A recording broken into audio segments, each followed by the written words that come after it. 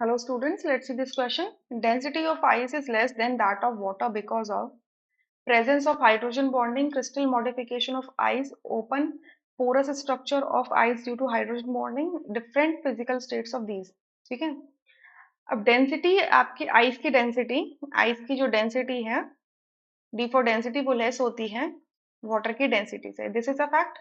और डेंसिटी कम है इस वजह से आइस क्या करती है, फ्लोट करती है वाटर के ऊपर. ये भी हमने देखा हुआ, फ्लोट्स ऑन वाटर. अब डेंसिटी का रिलेशन क्या होगा, density is equals to mass upon volume है. Mass upon volume. आइस के अंदर भी जो मॉलिक्यूल है, जो कॉम्पोजिशन है वो H2 है, और वाटर के अंदर भी कॉम्पोजिशन H2 है. यानी कि मास सेम है. सो डिफरेंस कहाँ पर आता है, वॉल्यूम में डिफरेंस आता है. ठीक है. आइस हमारी सॉलिड है, वाटर हमारा लिक्विड है.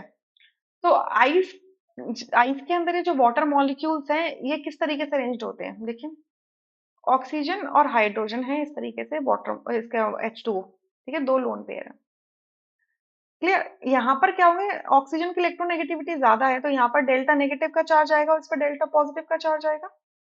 सिमिलरली दूसरे बॉन्ड में भी ऐसा होगा कि यहाँ पर क्या हो रहा है, डेल्टा नेगेटिव का चार्ज है ऑक्सीजन पर, इस पे क्या है, डेल्टा पॉजिटिव का चार्ज है.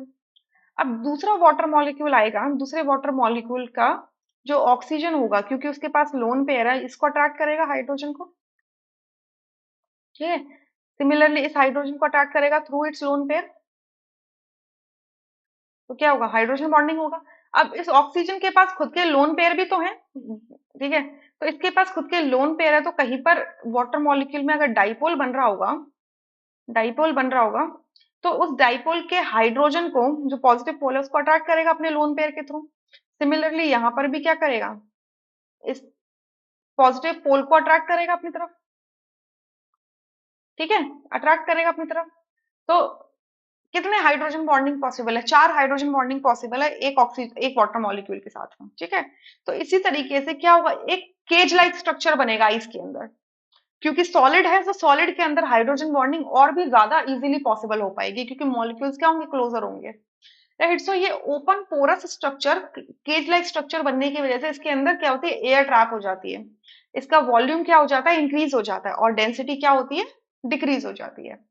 Right. So C option correct है, जिसमें लिखा है open porous structure of ice due to hydrogen bonding. Physical state का कोई रिलेशन नहीं है डेंसिटी से. Crystal modification of ice, no. ठीक है, ये क्रिस्टल में कन्वर्ट हो गया है इस वजह से आइस में ऐसा हो रहा है, नहीं.